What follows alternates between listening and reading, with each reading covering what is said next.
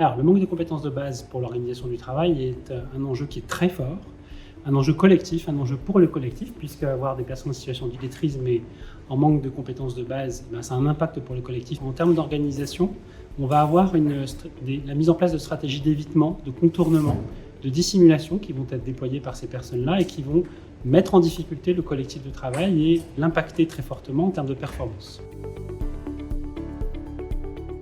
Alors, quand on parle d'impact sur les situations d'illettrisme et d'illectronisme, on envisage les impacts sous différents aspects. D'abord, sur un aspect plutôt économique,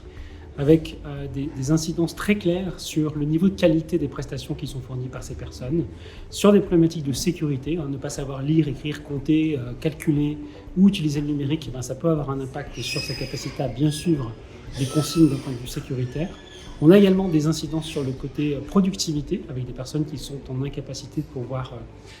tenir des délais ou gérer des temps comme ils devraient pouvoir le faire dans des situations plus normales, on va dire. On a des situations d'incidence sur la performance sociale, avec des personnes qui sont de fait stressées par leur situation, qui vont déployer une énergie folle pour pouvoir contourner, pour pouvoir éviter, pour pouvoir donner l'illusion d'une parfaite maîtrise de leurs environnements de travail. Et puis des incidences plutôt à dominante psychosociale, avec des personnes qui vont très mal vivre leur situation, qui vont être en situation de souffrance parfois, qui vont avoir tendance à s'absenter, qui vont avoir tendance à éviter, à contourner la difficulté. Et donc avec, de fait, une incidence très forte en termes de performance globale pour l'ensemble du collectif.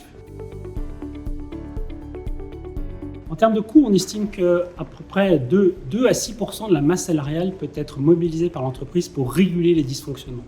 Donc on est sur des niveaux relativement importants en fonction du secteur d'activité, en fonction du nombre de personnes qui est impacté par ces problématiques-là. Donc en termes de performance et d'impact concret, on a des impacts sur la qualité de la prestation, la qualité de ce qui est fait, donc des défauts de qualité qui peuvent coûter beaucoup d'argent à l'entreprise, des impacts en termes de productivité avec des personnes qui ne sont pas capables de suivre le rythme, des personnes qui par ailleurs mobilisent leurs collègues et sont à la source de glissements de fonctions, avec par exemple des responsables hiérarchiques qui sont dans l'obligation de prendre en charge un certain nombre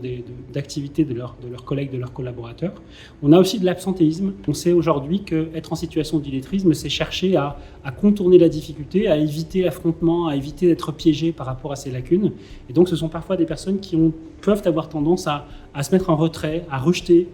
et donc à s'absenter s'ils estiment qu'il y a une forme d'insécurité par rapport à leur situation. C'est important de faire un diagnostic parce que ça permet véritablement de passer du ressenti, du sentiment d'être potentiellement menacé par une situation à quelque chose de beaucoup plus factuel, de beaucoup plus objectif. On va chercher par l'intermédiaire d'EvaPro d'imaginer ce que peuvent être un certain nombre de situations au sein de l'organisation pour pouvoir identifier concrètement quels peuvent être les impacts sur, encore une fois, la performance économique, sociale et psychosociale. Ça veut dire quoi ? Ça veut dire qu'on va estimer concrètement quel est le coût qui peut être inhérent au maintien des situations d'illettrisme ou à un manque de traitement de ces situations. On va identifier quel est l'impact de ces situations sur l'agilité organisationnelle, donc sur la capacité de l'organisation à bien évoluer, à être suffisamment flexible et à maintenir ses salariés dans une forme d'employabilité. On va travailler sur des questions de qualité et de sécurité qui sont évidemment des questions qui sont très très très importantes. On va travailler aussi sur la mobilité. Aujourd'hui, c'est très important de se poser cette question de la mobilité, de la capacité des personnes à avoir des parcours au sein de l'organisation, de rester employables et de rester fidèles à l'organisation, d'autant plus compte tenu de la transition numérique telle qu'elle se présente à nous aujourd'hui. Le diagnostic va véritablement permettre à chacune des organisations d'objectiver ce qui se passe,